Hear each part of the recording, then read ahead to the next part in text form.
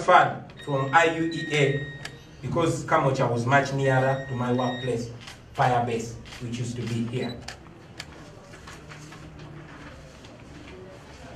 I also did a short course in leadership for 21st century at Harvard. I'm currently enrolled at the Southern New Hampshire University for further studies. I've had to put both my studies at Cavendish and SNHU on a hold according to on account of my busy schedule and the ongoing persecution. But God willing and time permitting, I hope to complete those courses at the right time. By this time, I'm sure that the question on everybody's mind is why I was always moving from one school to another. Well, I have told this story many times, but let me repeat it right here. That my life was a hustle. Yes. My life was ghetto life. My life was a struggle. And I'm not ashamed of that. That is what made me the man I am today. My father had more than 30 biological children and many other dependents. And this put a lot of pressure on his finances. Actually, apart from the fact that my father considered me very brilliant, one of the reasons why he was desperate to see me skip classes and finish school was to avoid the cost of school fees. That is why it was good for him financially when I skipped classes. My mother too, in my formative years, was not doing so well, and yet she had 10 biological children and other dependents to look after, all by herself. So I found that I had to move from school to school because of school fees problems. Some well-to-do Ugandans may not understand this, but I'm sure the poor people, the ghetto people, understand this kind of life. And I'm a real product of ghetto life. I am proud of this history because my greatest motivation is that. And I want to change the lives of these people because I understand their hustle. Finally, ladies and gentlemen, fighting a dictator is no simple task. You lose friends, you are stabbed in the back, you are persecuted, you are prosecuted, you are slandered, you are maligned, you are embarrassed, you are threatened, you are attacked from every corner. And yes, by every Tom, Dick, and Harry. While you are fighting for the oppressed, the dictator uses the oppressed people to oppress you. While you are still dealing with one thing, the regime brings another. While you conclude one battle, the regime is already manufacturing 10 more battles for you. And if you're not careful, you can easily faint and give up. But you must persevere, brothers and sisters. You must keep your focus. You must not lose your head. You must be tough. You must be solid. You must be ghetto.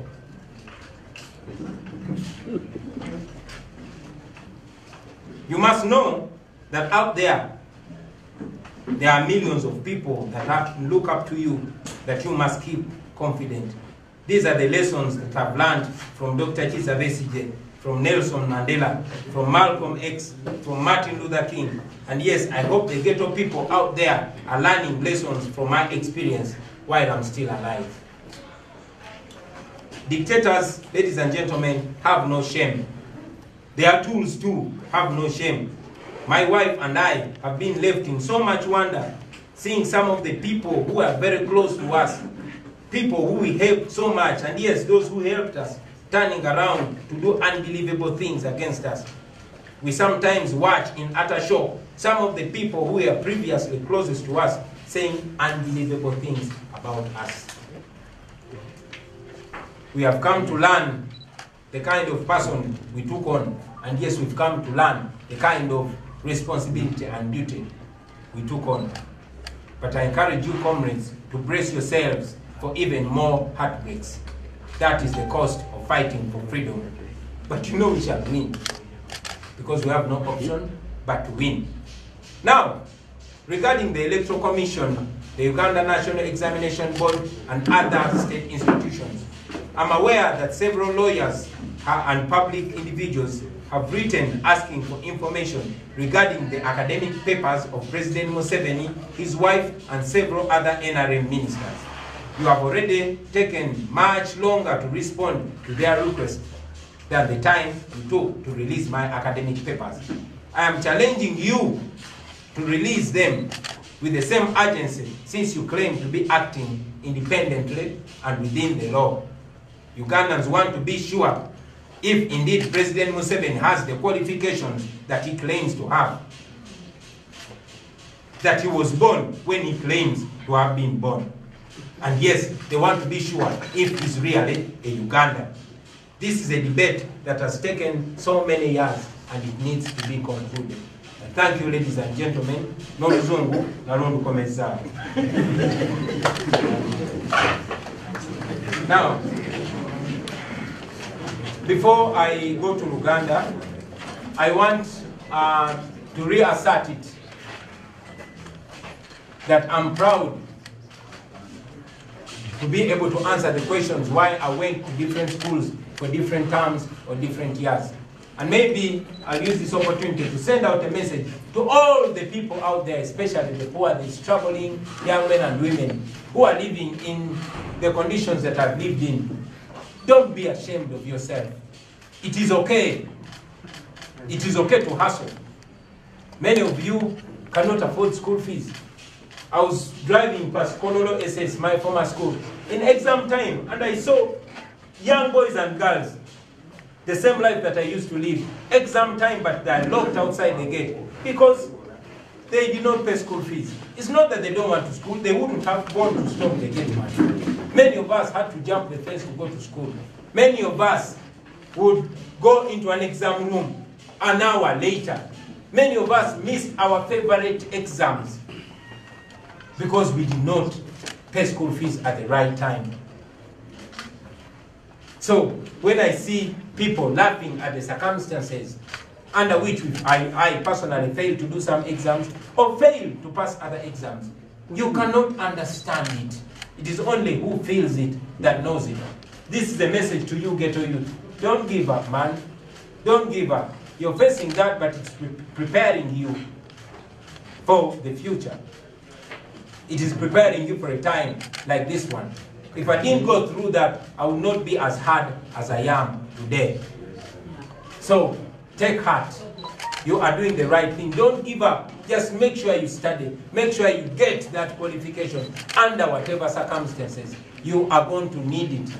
I've said it before and I say it again that the world is not looking for a man who can explain why he did not do something. The world is looking for a man that did something, no matter how you did it. So, if you see anybody doubting you, anybody trying to beat you down, point at me as an example. Katika ngende mu Luganda. Ndogere?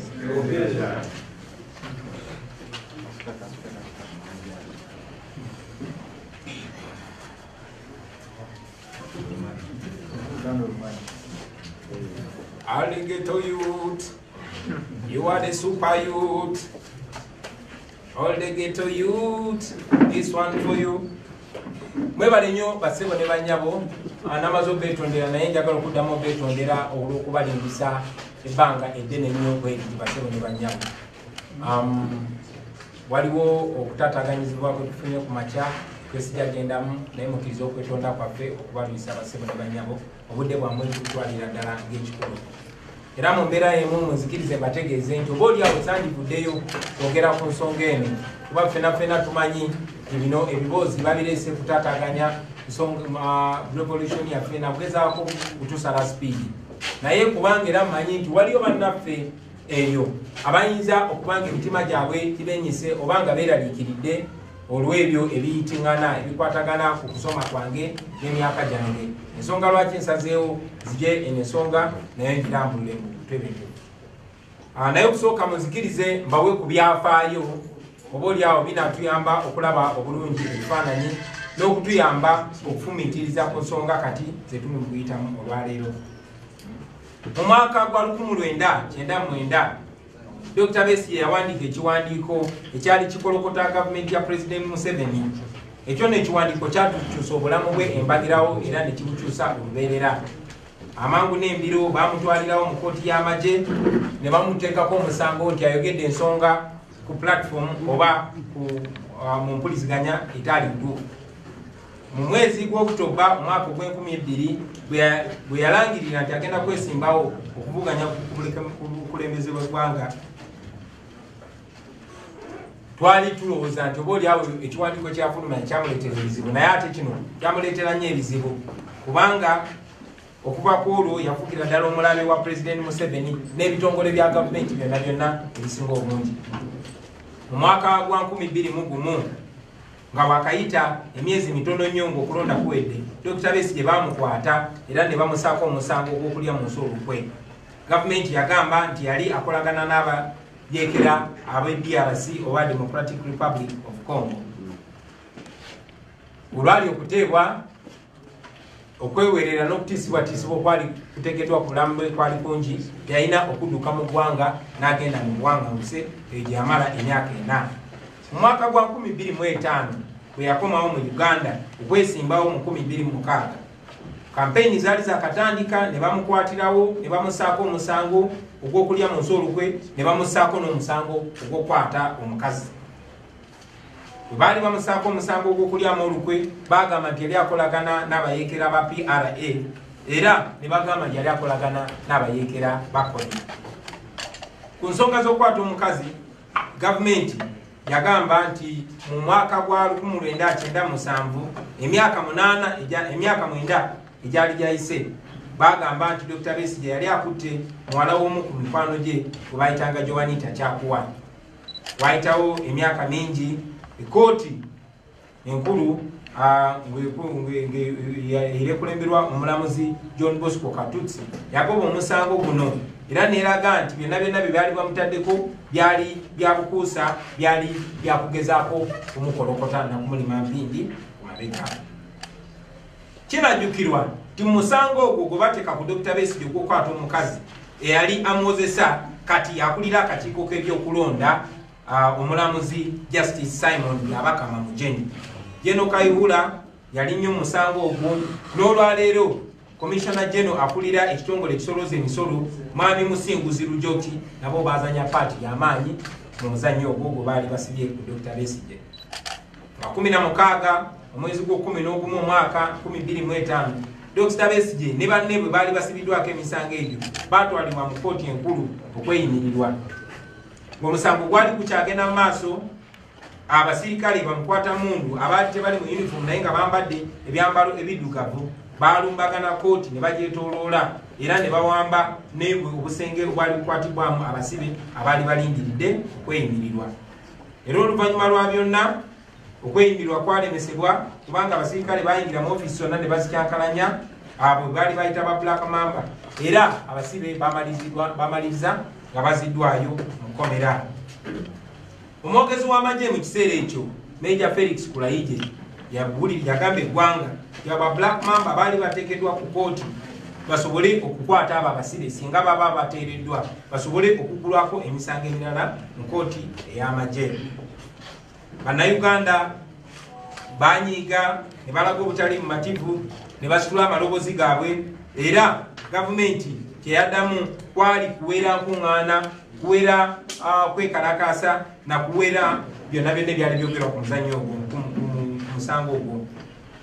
Mwami James Nsababutuulo nga yali minisita w'ebyempuliziganya mu biseera ebyo yawera okwogera ku rediyo ku musango ogwo era n'alabula nti rediyo oba TV oba empuliziganya yonna eneesangibwa nga eyogera ku nsonga eyo yali egenda kugibwako layisinsi yaayo. Omulamuzi John Bosco Katutsi bwe yawa okulagira kwa kkooti ng'alagira balekeraawo okuggulako emisango oba okukozesa Dr. Besigye mu kkooti y'amagye, General Eric Mwine yaziimula ekiragiro kya kkooti ekyo. Ekkooti etaputa ssemateeka bwe yayongera nayo n'esala omusango ogwo n'eragira Dr. Besigye balekeraawo okumuwozesa mu kkooti ez'amagye. President Museveni yavaayo n'abeera nga bwagenda okulwanyisa okusala kwa kkooti okwo ng'akozesa amateeka ng'akozesa n'ebyobufuzi era yagamba nti agenda kulonda abalamuzi abakolagana ne NRM bwe baba babeera ku ntebe y'abalamuzi mu kiseera ekyo. Era nga bwe mwalaba Dr. Besigye bamaliriza nga bamunominatinze okwesimbawo obwa pulezidenti mu mwaka gwa 2026 naye nga bamunominatinze ali mu kkomera. Okuva ku olwo bassebo ne bannyabo okubonaabona kwa Dr. Besigye ne banne bwe baali balwanirira eddembe tekwakoma, kwagenda mu maaso paka olunaku lwaleero. Olunaku lwaleero emisango mingi nnyo egimusimbiddwa, egimuteekeddwako, tasobola kujjukira mirundi gyakwatibwa. Misango mingi egimuteekeddwako naye tewali n'ogumu gwali gumusinze.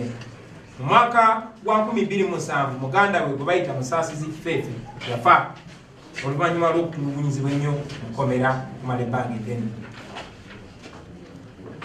Bangi ku baganda baffe abalwaniridde eddembe babonyebonye nnyo, batulugunyiziddwa n'abalala bafudde. Era naffe wano tujjukira mwami w'omu ku mumyuka wa President wa National Unity Platform, omwami Roxanne Zedriga, bawa deputy waffe Lina Zedriga naye yabuzibwawo era kati emyaka 20 taddangamu kulabika. Mu mwezi ogwokubiri mu mwaka 2006 gavumenti yaleeta omwami gwe bayita Kizige Moses. Ono yali mubaka wa parliament wa Bugabula County era nga yali mu wamagezi wa president. Oyo bamuleeta n'ateeka omusango ku Dr. Besigye n'agamba nti Dr. Besigye ono nga yali omusawo wa President Museveni mu nsiko, naye baleeta omuntu n'agamba nti ebipapula kwe yayingirira essomero lya Kitantwe Secondary School mu mwaka gwa 1969 byali bifu. Ekyo nno kikulage nti Museveni bw'aba asazeewo okulwanyisa omuntu yeeyambula buli kitiibwa kyonna n'obuntu bulamu bwonna abweyambula basibuliranya. Kyewuunyisa nti nno gavumenti yagenda ne mu kyalo kya Dr. Besigye n'enfunayo abannakyalo ne bajja bawe obujulizi bagambe nti ddala Dr. Besigye yali teyasoma era ebipapula bye yali yakozesa emyaka 37 egyali giyise nti byali bifu. Naye nga bulijjo gavumenti ya Museveni ebintu bino byonna byereeta tekiri nti eba eyagala omusango okukusinge, nedda baba bagala kuswazaswaza, baba bagala kumalira bute mu kooti, baba bagala kuteeka kubuusabuusa mu bantu, abantu bakutunuulire nga babuusabuusa obwesimbu bwo. Ensonga endala gye njagadde okwogerako ekwatagana ku mbeera gye tuli mu kuyitamu olwaleero ye mu Desemba wa 2024. Mujjukira nti nno omulundi ekibiina kya FDC oba Forum for Democratic Change bwe bagezaako okuwandiisa ekibiina ky'ebyobufuzi, abantu bangi nnyo baawagibwa gavumenti ne bajja ne bagenda mu kooti ne bawakanya okwewandiisa kwa FDC ng'ekibiina nga bagamba FDC kibiina kyabayeekera. Baleeta ensonga nga bazisimbye ku kabonero ka FDC ku mibala gyayo ne ku bintu ebirala ebyali mu FDC. Era oluvannyuma lwa byonna mujjukira nti omusango gwateekebwayo nga bagezaako okulemesa FDC okunominatinga bakandidate. Bannayuganda bannange, nfubye okutottola bino byonna ebyafaayo okusookera ddala nga njagala baganda baffe abato mu myaka abaali abato ennyo bino ebintu nga bibeerawo basobole okumanya ekibadde kigenda maaso mu ggwanga lyaffe. Njagala bamanye ebyafaayo by'ensi yaabwe, naye era njagala bamanye nawa bwe tuli basebo ne bannyabo. Njagala okubasaba abasobola mugende musome akatabo ka Dr. Olive Kobusinge ke bayita The Correct Line, oba musome akatabo ka Daniel Kalinachi ke bayita Kizza Besigye and Uganda's Unfinished Revolution. Mujja kutegeera Museveni yaani bwe tuli mu kulwanagana naye. Mujja kutegeera omuyeekera eyawamba ensi yaffe oluvannyuma lw'okukulembera olutalo lwatirimbula bamaama baffe ne bataata baffe. Olunaku lwaleero nga tufugira ku mudumu gwa mundu mujja kumutegeera bulungi. Kiba kirungi nnyo ne tutegeera omuntu gwe tudiringa naye, kijja tuyamba nnyo naffe okumanya siteepu ze tulina okuteekenga. Ekyokubiri, njogera ku bino ebintu okussa ekitiibwa mu abo abatusookawo nga Dr. Besigye ne banne abaakulembera mu lutabaalo luno naffe ne batuwalo okumanya nti Museveni alwanyisibwa, ate Museveni naffe tulina okukakasa abanaddako nti si kulwanyisibwa bulwanyisibwa naye Museveni awangulibwa.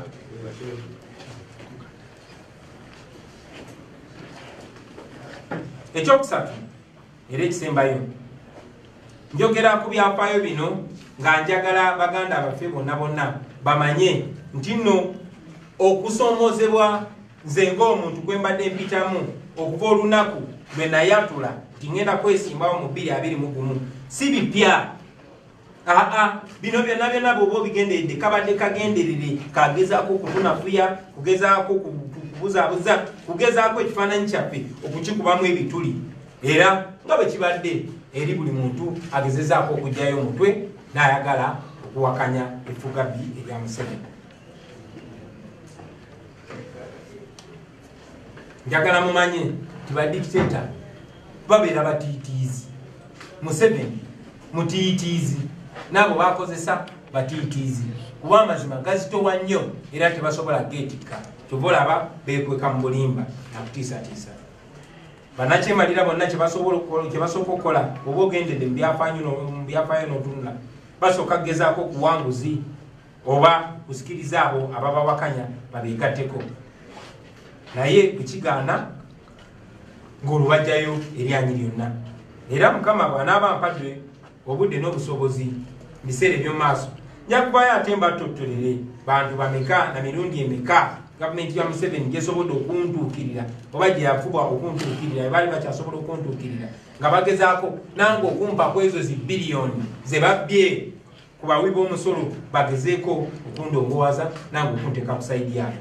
Naye bamala kulaba nti tekisoboka, bamala kulaba nti nze sigulirirwa, awo ne basalawo bajjeyo eryanyi lyonna ne basalawo banaabe ensonyi zonna.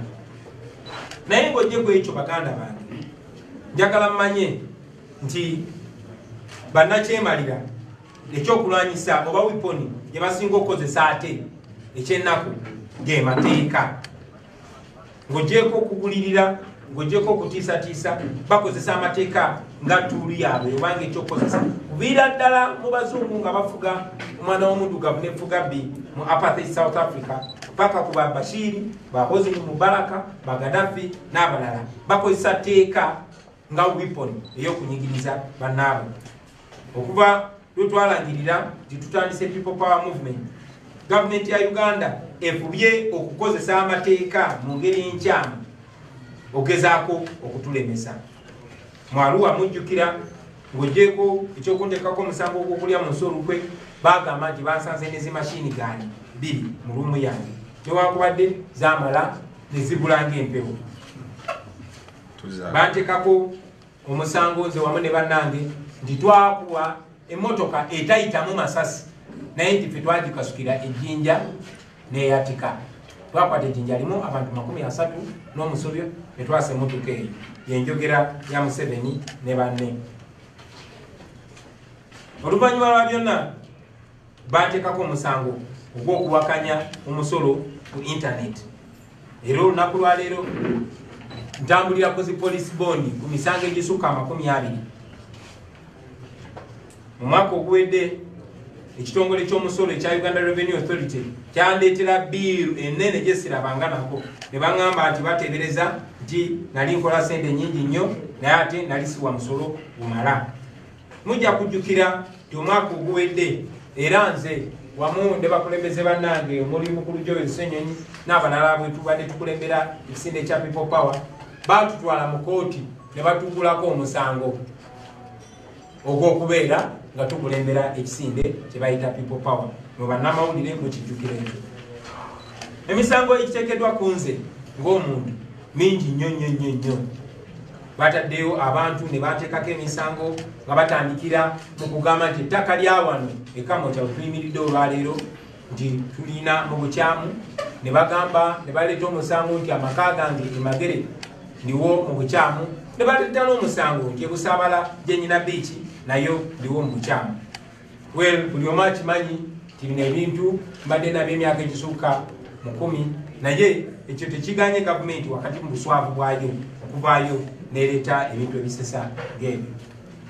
Naye era mumanyi nti byonna biriwo kubanga nakigamba ate nga sikizaayo nti ŋŋenda kwesimbawo ate tugenda kuwangula Museveni mu mwaka 2021. Juzi wano bwe twavaayo ne tulangirira ekibiina kya National Unity Platform ng'ekibiina ky'obufuzi. Abantu abamu baavaayo ne bagamba nti twalondebwa okulembera kino ekibiina mu bukyamu mu bumenyi bw'amateeka. Newankubadde ekiswaza nnyo ng'era bwe kibulikika, abantu be bamu baali ku press conference nga balina membership card ze baafuujinga byonna mubiina ku kamera ne bagamba nti bagenda kuloopa mu kooti. Naye ate kyewuunyisa nti bwe bagenze mu kooti okuloopa omusango, ate zi membership card ze bagambye nti balina tebaziwaddeyo, era ne bagamba nti ekibiina mu kiseera ekyo kyali tekigaba membership card era tebabawa membership card. Eno ensonga eringeri gyeri mu kooti sigenda gyogerako nnyo kubanga ekyo kooti tekikkiriza kwogera ku musango nnyo uli mu kooti. Naye era ndowooza mulaba obuswavu bwa President Museveni ne banne bakola nabo. Tulina obukakafu nti ebitongole bya gavumenti naddala ebikuumaddembe be bali emabega w'abano abantu be babateekamu ssente ez'omuwi w'omusolo okugezaako okulwanyisa abo abagezaako okulwanirira Bannayuganda. Naye kituwa essuubi baganda bange nti ebintu bino byonna tebyakasooka okolebwa. Bino ebintu byonna bize tebimalako era mbakakasa nti ku mulundi guno tebigenda kumalako. Ebyo byonna nga maze obyogera baganda bange, ebyo byonna nga tumaze obyogera, njagala otwala guno omukisa ate okwogera ku nsonga ebadde mu mawulire ebadde ku mimwa gy'abantu ebbanga lino lyonna eriise. Mbyogeddeko waggulu nti buli gavumenti bweyagadde okulwanyisa abo abagivuganya wabaddengawo Bannayuganda abeereeta bo nga beetegefu okukozesebwa. Bangi badde bannaffe, abalala badde ku bantu abatumanyi, abalala Bannayuganda ababeereeyo naye nga bo tebibakwatako ne baba balimba kasita babana babwadde ssente. Dr. Besigye bakozesa Bakyakuwa, bakozesa Bakizige, bakozesa Bagiribatani Naitwe, bakozesa Byabakama n'abalala bangi. Kunze muze mubalaba bakozesa era nga abalala nabo bakyajja. Naye njagala obbakakasa mmwe basajja mmwe nti amateeka gali ku ludda lwaffe, Bannayuganda bali ku ludda lwaffe, ne Katonda ali ku ludda lwaffe. N'olw'ensonga eyo tujja bawangula buli kabaati ke muleeta.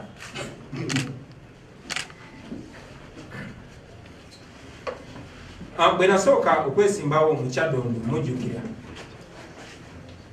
bangi nnyo bagezaako okutulwanyisa nga batukubamu ebitundu, naye kyabakola bubi nti tebamalako. Kati olunaku lwaleero bazze nga bawakanya buyigirize bwange nga bawakanya n'ebirala ebyo. So njagala kino poze nakyo okiteeka mu butongole nti bannange mu ggwanga eritambula obulungi, mu ggwanga erikulembera obulungi, abakulembeze balina okuteekebwa okubibwamu tooki. Abakulembeze balina okubibwamu tooki. Tewali mukulembeze alina kugamba nti talina kubuulirizibwako. Nange kennyini buli mukulembeze alina okubibwamu tooki, buli mukulembeze alina okubuulirizibwako. Naye ngera bwe nze mbannyonnyola bw'ogoberera bino ebya Museveni, kuno si kubuuliriza. Kuno kugezaako kunafuya, kuno kugezaako kulima mpindi ku mabega. Obulamu bwange bwonna nga mmwe bannange abasinga abamanyi, obulamu bwange businga bulivinze mu maaso gammwe nga mundaba, bulivinze mu kamera. Tewali kintu kyonna kikwata ku nze kyesoogeddeeko mu lwatu, obutali mulundi gumu, ekitali mirundi ebiri, ekitali mirundi esatu. Naye olwa okusaba kw'abangi n'olw'okwagala nyongera ate nkikubemu tooki, nyongere mbiteeke mu musana, sazeewo olwaleero nateera mbeeyo mbiteekewo straight.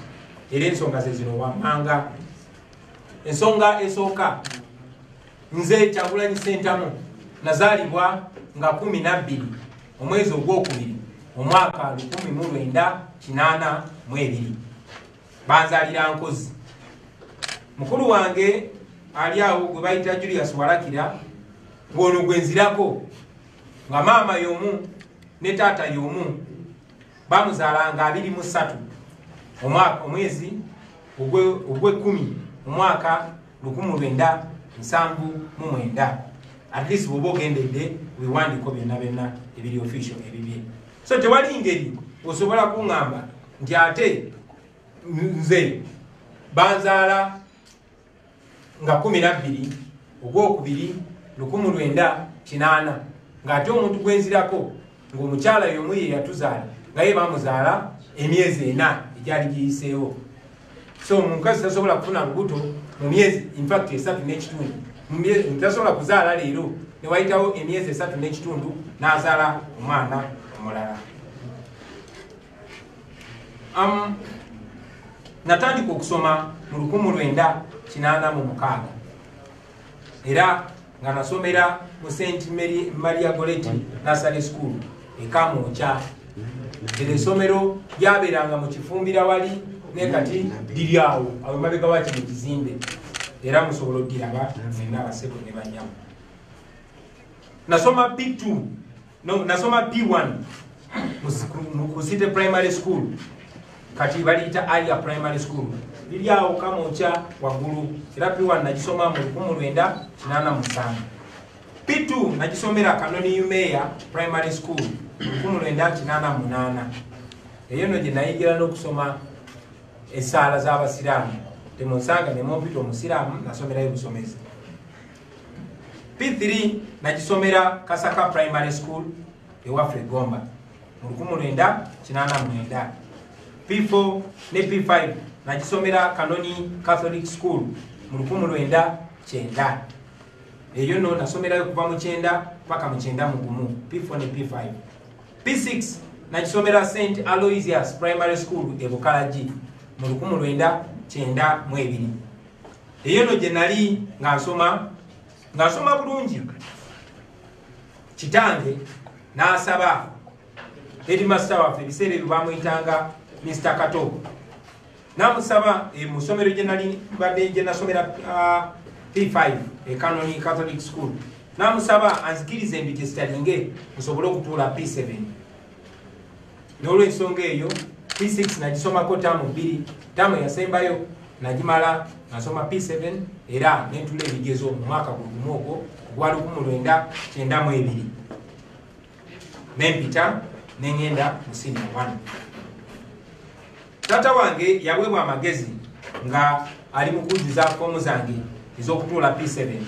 Yaweebwa amagezi ng'emyaka gyange bagyongereko emyaka 2 gisobole okukwatagana n'emyaka gy'abakandideti abo abali batuula P7 mu kiseera ekyo, nga mwe muli ne mukulu wange gwenzirako Julius Warakira. Era eyo ensonga lwaki bwe nali registaringa mu P7 baateekawo 1980. Ekyo nno ensobi gye nalina okutambula nayo empapula zange information eremu esobole okufaanagana, nalina okutambula n'ekyo paka ku senior 4, nalina okutambula n'ekyo paka ku senior 6, nalina okutambula n'ekyo paka ku university. Newankubadde natuula P7 nga ne P6, mwana watu nasoma bulungi era nempita nengenda mu senior 1. Naye ngera bwe mbanyonyodde ti nalina okontinuinga, nalina okugenda maaso n'eyo mistake yali ekoleddwa ku mpapula zange paka emyaka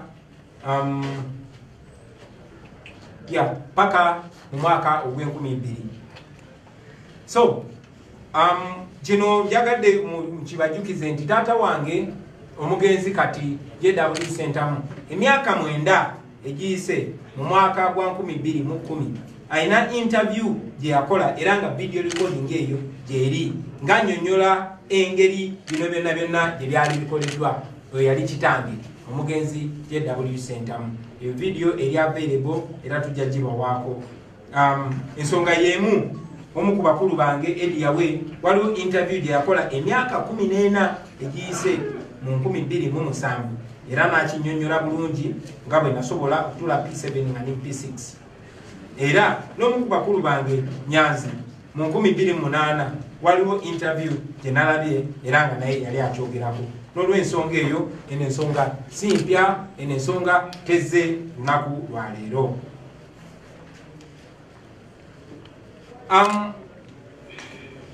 Lwali nali nyina okufuna passport nga maze okula bwe naweza emyaka 18 nga ze netegerera.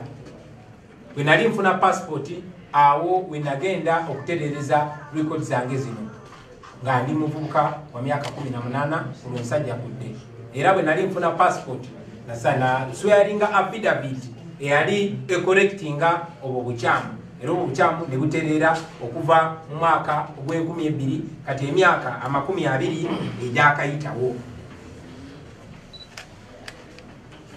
Nalabye abantu abamu ku social media nga bagamba tinakyusa emyaka gyange we nabadde ngenda kwesimbawo wano mu 2017.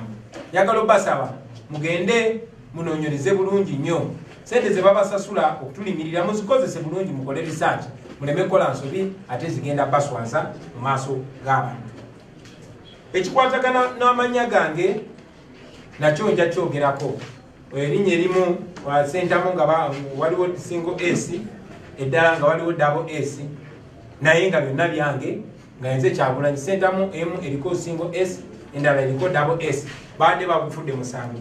Naye njagala okubategeeza nti nayo neyo ensonga twagitereeza mu 2017 bwe nali ngenda okwesimbawo obubaka bwa parliament. Nakola kye bayita statutory declaration ng'amateeka bwe geetaaga, era ekyo ne kitereezebwa. Era ensonga lwaki banominatinga okwesimbawo ng'omubaka wa parliament. Nagenda ne mu UNEB ne baverifyinga oba ne bekenenya empapula zange ez'obuyigirize, era nazo nekenenye bazikenenya bulungi. Kasubire nti ekyo ekyokukiyitanya ekyo kijja kuyamba baganda baffe abali eyo emitima begibadde gyewanise nga balowooza oba bano abantu abatulimirira bayinza okuba n'obutuufu bwonna tebalina. Ndi muntu agoberera amateeka, mbadde muntu agoberera amateeka ate n'okugamanya ng'amanyi. Mbadde muntu akkiriza ennyo mu bwesimbu, atambulira ennyo mu bwesimbu, eyagala ennyo mu bwesimbu. Ttiimu yange y'abannamawulire bwe neebanga erina kyeyagala okuluŋŋamya mu nsonga ezo ejja genda maaso n'okola ekyo, era nja kuba mbategeeza basebo ne bannyabo. Naye nga bwe mbagambye ndudde kino kyadressinga nga njagala beekeje begwenyalwe, naye era nga manyi nti ku lasti bagenda kufiira mu firimu yaabwe. Kati katuddeyo kusoma kwange tekunaggwayo. Twakomye nga maze P7 nga ngisomedde mu masomero 7. Tugenze mu secondary. Senior 1 first term asomera St. Maria Goretti Secondary School e Katende. Senior 1 second term nenvayo nengenda Brain Trust Academy e Rubaga. Nasomerayo kuva mu senior 1 second term paka senior 3 third term, kuva 93 paka 95. Senior 4 nasomera Kitante Hill School. Eyo no Kitante twasomera ne banange bangi nnyo, ba Master Paloti, ba Tunumani, ba Baby Kuru, ba Rude Boy Devu, bonna twasoma nabo Kitante. Newankubadde abamu twali mu klasi emu ate abalala nga batuli mu klasi y'abakulu. Nkome ku senior 4 mugoberere. Senior 5 first term nagisomera ku Alliance Advanced Secondary School e Kamoncha ogwali mwaka gwa 97. Senior 5 second term nengenda Lubiri Secondary School wena ninzeyo mu boarding. Ekyomukisa omubi ndimweyo term yennyini maama wange weyafiira accident. Emisomera era nali nyina okuvayo mu esomero eddungi erya Lubiri. Senior 5 third term olwo nengenda Kololo Secondary School wano ku Lugogo bypass. Eno gyenasomera ne senior 6 era mu November ne December wa 1998 nentuula ebigezo ebya senior 6.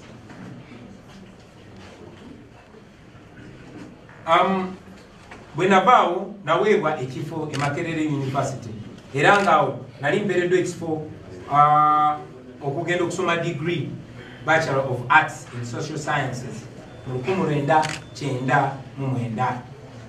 Nasoma omwaka ogwo, twasoma n'abantu bangi nnyo ab'ebitiibwa lyakuba mbogerako gye bujja era ngaawo nali nkola amasomo erya anthropology erya political science n'erya economics naye omwaka ogwo gwennyini nga gugwako nayina okudropinga out kubanga baali bampadde ku private sponsorship twasasulanga ndowooza emitwalo nga 45 buli semester ezo sente zaali nyingi nnyo nasobola ndowooza kusasulako semesters 2 n'abaali banyambako banyanzi n'abalala nga yala zitandise okubakuba nga sobola kusasula kosi yange era nayina okudropinga out kubanga nali njagala nnyo okusoma naye nga sirina sente ate ng'ebiseera ebyo interest yange mu music yali erinnya nnyo ne mu drama nagenda ne applyinga buto e Makerere ne applyinga for government scholarship kubanga ebiseera ebyo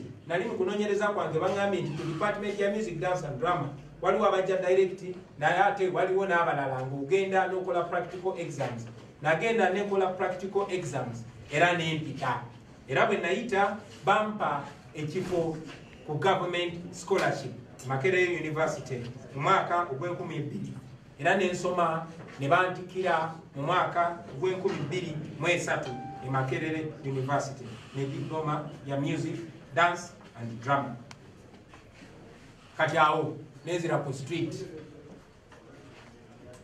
nensoka nenkubayo emyaka gyange nga 13-14 nga nsoma bya ku street tunaba tutuza okubanyonyola ku buyigirize bwange bw'oku street ja kubanyonyola banyonyole n'ensonga lwaki abamu bampita fada abamu bampita generali naye eyo street education nga bamaze okuyitawo akabanga mpozi n'ekirala kinsanyusa nti okusoma kwange kuno kwonna nakusomera mu light era abantu bangi nnyo benasomanga nabo mikwano gyange bangi bandaba olwaleero era nina essuubi nti bangi nnyo benasoma nabo ate nga mulimu ne ba public figures bangi kakasa tibajja kuvaayo nabo bawa obujulizi ku bino byenjogerako abikakase ti byonna byenjogera bituufu naye nanga bwe mumanyi baganda bange ti oluvannyuma lwa byonna nga mumaze okutuwagira naffe twesobola kati nga n'esente z'okusasula tuition tekyali kizibu naddayo ku ssomero mu mwezi gwa August 2016 nagenda nensaba ekifo era ne bampa okusoma degree yange endala ey'omumateeka gye bayita LLB mu university gye bayita International University of East Africa e Kansanga wayitawo emyezi mitono Cavendish University nayo negulawo law school wane Kamocha ate engeri gye nali nkolera wano nga te wano Kamocha kumpi nagenda nensaba ekifo nenkola transfer okuva International University of East Africa nezija nsome amateeka era nga mbadde mu mwaka gwange gwa kusatu nga nsoma degree yange y'amateeka naye olw'embeera gye tuyitamu olwaleero n'okunyigirizibwa n'okugobererwa mu mbeera yonna mbadde nina okukola ki nali nina okuyimiriza okusoma kwange okwo basemu ne banyamu pozi kambategeeze nakolayo ne short course gye bayita leadership for 21st century eyo nga nagisomera Harvard olwaleero era nina course gye ndi mukola at the South ku university bagiyita South New Hampshire University mu America naye era nga bwe mbategeezezza nti okusoma kwange okwo mbadde ate nyina okuyimiriza tumale okujjako Bosco lyoke nzireyo ebyo banantikira nga ndi mu State House saawa zino kakasa nti bangi kumwe muli mu kwebuuza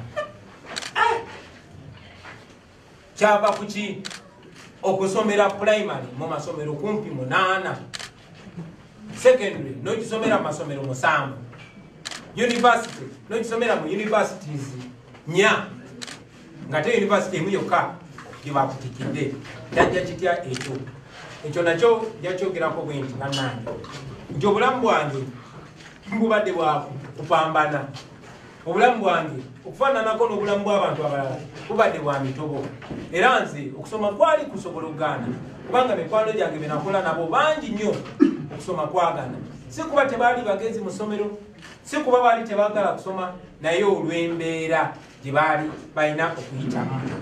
Okugeza nze taata wange yalina abaana abasukka 30 nga talina n'abaana abalala balabirira, kugamba ngu famire abaana be tusukka 40. So ng'okunyigirizibwa ku nsawo ye kungi. Maama wange yennyini yalina abaana be yazaala mu lubuto lwe, abaana 10, naye ate nga alina n'abalala abaana batazaala naye nga baana be baganda baffe, bafenna balina otubeezaawo. So ebintu bya school fees ffe byalinga bizibu, okusoma kwaffe kwalinga kwa mbirigo. Nze nakyogerako nti maama wange engeri gyali omusawo yalinanga okusiba akagere kange plasita, kubanga sayinanga ngato netuuka ku ssomero ng'olina okuyingira ng'owenyera omusomesa akubuze lwaki toyambadde engatto nga banno, ng'olina omunyonyola nti akagere kakoze eki kalwadde, naye nga akagere si kalwadde. Era olumu nabanyumizaako nti omusomesa yansanga nze yazaawenyera nga ate ensamba omupiira ku lunch time, nagamba akagere kawonye bwe namulengera era nenziramu nempenyera. So bwe obulamu nze bwe nakuliramu siswala kukyogerako kuba obulamu bwanfula kitenge. Era manyi nti abaana bangi nnyo eyo mu ghetto abayise mu bulamu bwe butyo bungi, n'abalala abali mu kuyitamu. Tekiswaza okubanga otoba mu mbeera eyo, kuba nze mbagamba nti ensi enoonya oyo omuntu akoze ekintu n'akikusa, so si oyo anyonyodde nti kyannemye kubanga ndi wano kubanyonyola nti nakikola ne mmalako mu bugubi obungi ennyo, so si nti mu bugubi obungi ennyo nalemererwa. Nedda, ffe tetugenda kulemererwa basebo ne bannyabo. Manyi nti bangi nnyo okuba naffe abaloodi abaafuna omukisa ne basoma bulungi nnyo, mbayozayoza Katonda yabaagala, naye oba oliawo abo tebasobola kumanya kyenjogerako. Naye nga Buju Banton bwe yagamba, he who feels it knows it. So eyo embeera gye tuyise mu baganda bange. Mpita nnyo awo Kololo SS nensanga abaana babaavu nga bali ku geeti, kyokka bannaabwe eri munda bali mukola bigezo, naye nga bano bo bali ku geeti balemeseddwa okuyingira munda. Batambudde, oba oliawo atambudde kuva mpererwe najja ku ssomero kubanga ayagala okusoma, naye ng'embeera temukkiriza mu mbeera eyo. Bangi nnyo bayingira mu bigezo nga n'obudde bwaweddeyo dda. Nze omu ku abo abaana abaabeeranga ebweru ne beegayirira, oba oliawo n'oyita kitaawo oba mukuluwo nannyonnyola baasa oba nannyonnyola omusomesa bakukkirize osobole okukola ebigezo. So n'okunyonnyola n'okusanga nti oba oliawo ebigezo ebimu twabikola nga bwe twali tulina bikola, oba oliawo singa embeera yali esingako obulungi, singa twasoma bulungi. Eyo no yemu ku nsonga lwaki nfiirawo okulaba nti tewali mwana wa ghetto abeera mugezi naye ate n'alemesebwa mu mbeera eyo. Ensonga lwaki nfiirawo ndabe nga tuyitereeza, kubanga bye nayitamu si buli omu nti asobola okubiyitamu n'atuuka olwaleero ng'alina ebisaanyizo ebyo. Embeera ebeera ng'eriwo okulwanagana naawe omwana wa ghetto.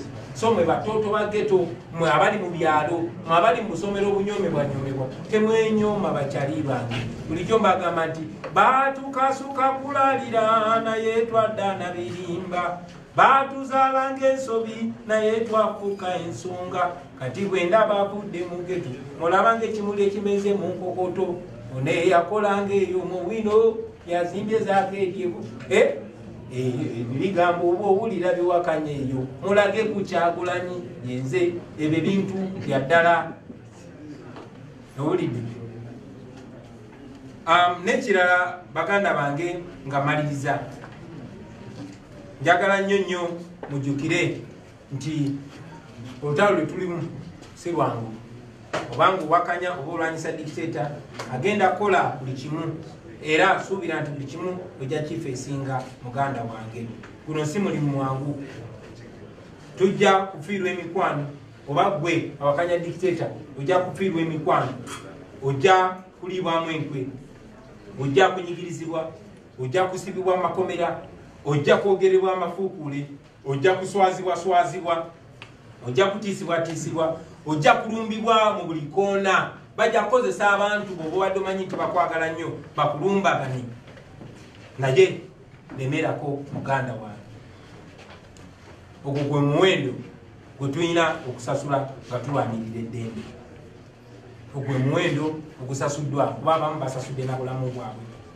Mpozi njagala mujjukire mwenna abali eyo nti abantu bangi miliyoni na miliyoni abayise mu bulamu ng'obwaffe abantu abayise mu bulamu ng'obwange bali ebitundu ebisukka mu 8 ku buli 100 abo bwe mulaba abavuga boda ne degrees abo bwe mulaba abameidi abo bwe mulaba ku zi washing bay si busiru si butayagala kusoma si butasobola no naye embeera ebateekeddwako naddala abo ababa bakulembera embeera ebatadde mu mbeera gye balimu kati era kye kitulwanyisa emisana n'ekiro tulabe nga abaana baffe tebayita mu mbeera gye tuyiseemu kubanga tetuli sure bwe banaaba mu mbeera eyo banaasobola okumalako ngaffe ababazadde twamalako. Ekimpa essanyu nti nze endiga zino lesoni ziyigidde ku bantu nga ba Dr. Besigye nga ba Mandela nga ba Malcolm X nga ba Martin Luther King era kansubire nti abaana abageto abali eyo nange banandabirako era ne bantwala ng'ekyokuyiga naddala nga nkyali mulamu. Njagala kumaliriza baganda bange nga buno bubaka bujagenda eri akakiiko k'ebyokulonda akakiiko k'ebyenjigiriza k'ebyebigezo Uganda National Examinations Board n'ebitongole bya gavumenti byonna byonna.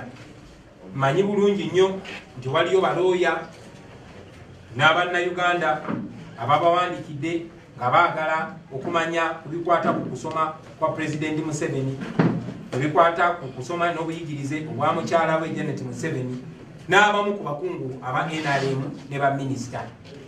Mubadde bangu nnyo okuwaayo ebiwandiiko byange byonna era njagala okubasoomooza bwe mubanga ddala mugamba nti temulina kyekubira, bwe mubanga mugamba mugoberera amateeka, njagala okubasoomooza okuvaayo muweeyo ebiwandiiko ebyo ebikakasa nti Pulezidenti Museveni alina obuyigirize obwetaagisa.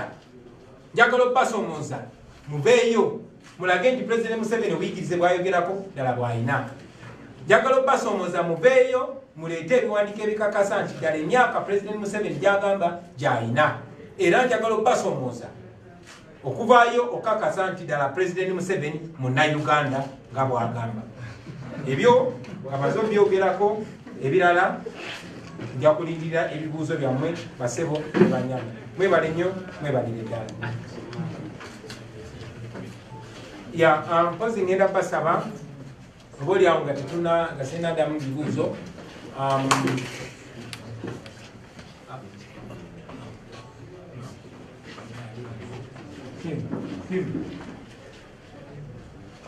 Bwe tumaliriza nduuza kantwale ebibuuzo byammwe male okuddamu ebibuuzo byammwe.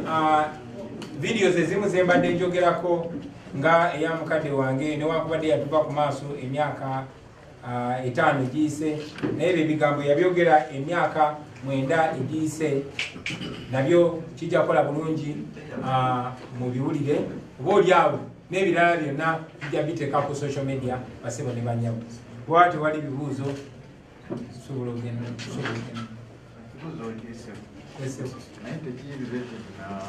Njagala twogere ku nsonga eno kuba ensonga nkulu.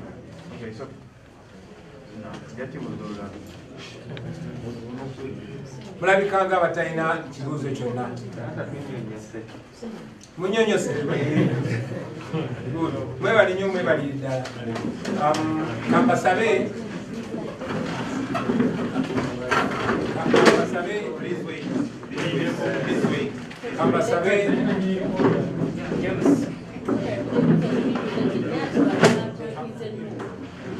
kati kansabe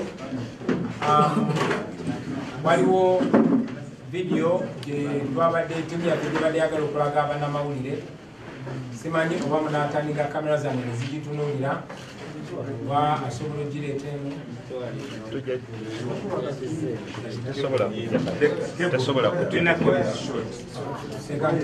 Ngenda basaba there's a screen right behind you, friends.